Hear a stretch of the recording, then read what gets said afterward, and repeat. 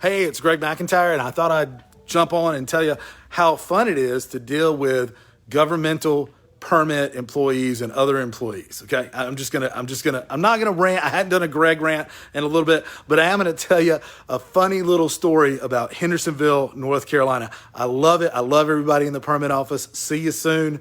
Want to hear it? Here it goes. Okay.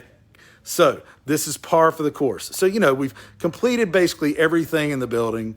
Doors in, we have the front sidewalk in, leading out. It's good to go.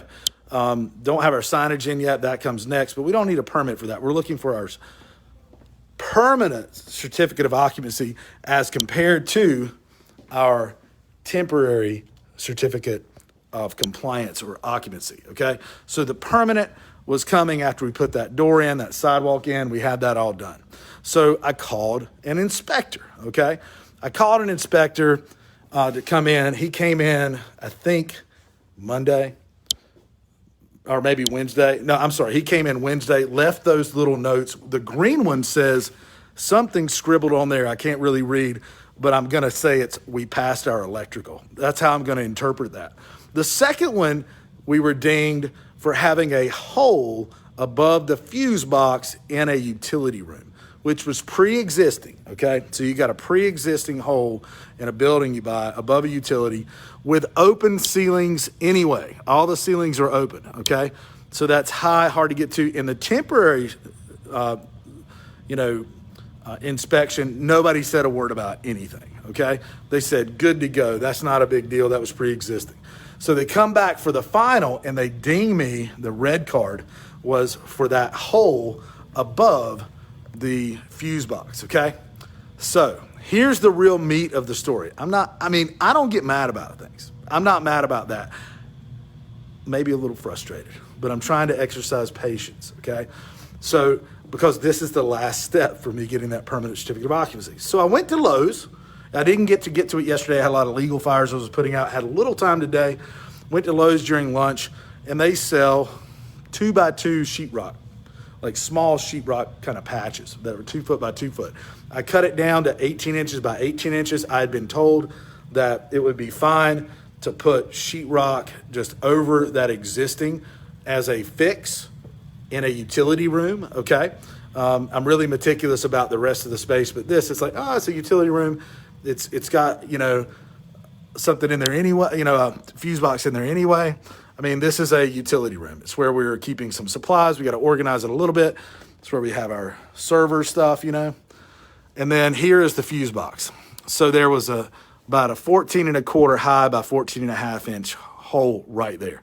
So I took that, cut it down, cut this sheetrock down to 18 by 18, and then affixed it with extra long drywall screws because there's studs that run right up beside that fuse box all the way to the ceiling, and then there's one that runs across, okay? So, and everything back there is in conduit, by the way. And then above there, the ceiling is exposed. But the purpose is I think it's more of a fire barrier than anything, which I understand. I'm good with that. So affixed that, screwed it in. Fire inspector was nice enough to stop by today. Gave us the thumbs up. We're good to go with the fire inspector, but you have to get the city building inspector out there too, right? So I go over to the permit office, which closes at 4. I'm fine with that, whatever your hours are. And I walk in, and they ignore me for like the first 10 minutes I'm standing in there, right? And they're talking to some guy back there. They're talking to a man back there who's just kind of hanging out, and everybody's talking to him. I'm up there. They're ignoring me. I'm fine with that. I'm actually not fine with that. If you walk in my office and everybody ignores you for 5 to 10 minutes, then everybody that ignored you needs to go. They need to leave my office immediately. They need to be fired because a person, hopefully an attorney, somebody's going to come greet you, say hello. Would you like some coffee? Would you like some water? Immediately. And as somebody running a small business, I understand that, the importance of customer service. But, sometimes I walk into some governmental offices and spaces, they don't seem to get that. They don't seem to care about that, which really rubs me the wrong way because it's totally against my whole philosophy. However, that's not the whole story. So I wait there. I'm sitting there. They're talking to this guy. I bring a whole portfolio, like a package of photos and a letter. Sir, this is how we fix this problem, right? And if he wanted to come look at it, I'm literally 2 blocks from the permit office. That's the office. I carry over, a nice little letter with some pictures, of the work we had done, just kind of laying it out. So I do that. I walk in, hat in hand. Here you go. So a permit person finally, how can I help you? I said, hey, inspector came by, passed us on electrical, dinged us on this one thing. It was pre-existing. You didn't say anything about it in the temporary. And, I brought a package of pictures. Just wanted to show him if I could talk. Is he available? Is he available? Possibly.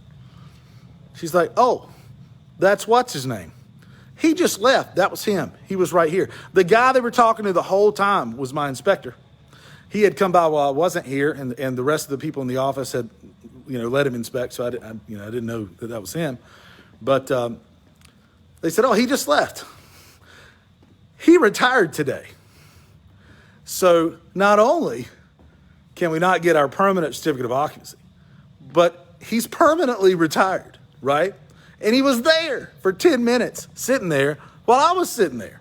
But we couldn't get together because nobody was motivated to say, hey, glad you came in today. How can I help you, right? It's the importance of customer service, which is why I'm so hot on customer service, by the way. So, I say, hey. So I jump up. I'm like, where'd he go? and literally, if you know me, this is exactly what I did. I jump up. I'm like, where'd he go? I don't have a suit and tie. I'm like, can I go get him? It's still in the parking lot because I need his signature, right? I need him to give the thumbs up. And technically, city of Hendersonville, if you don't close at 4 and you let the guy go at 3:30, I'm just saying. I mean, I know it was his last day, but come on. So I run out in the parking lot. He's nowhere to be found. So I go back in. I sit down. I say, hey, do you have his cell phone number? Could you possibly give him a call? We don't have people's personal cell phone numbers that work here, sir. He's already turned in his county or city phone and everything else. He's gone. And I'm like, so what do we do? And knowing they could contact the guy, they just don't give a snap. They don't have any gas, I call it. They just don't care. And they're like, okay. And they probably make more money by sending somebody else out a second time anyway, which is also equally annoying, but it's not that much of a fee. The point is that, I don't know what's the point. I'm frustrated. However, I told her, I said, oh, okay.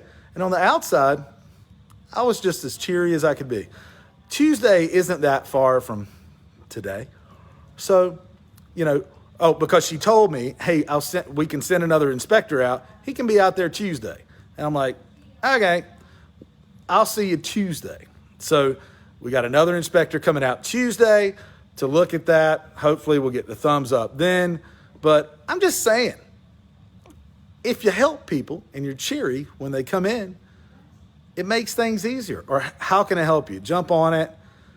It's kind of par for the course for Hendersonville. It's a very relaxed area. I love it. And I've had a lot of fun here. And like I said, the permit people have been very good. It was just an interesting thing. I was like, I could not make this stuff up.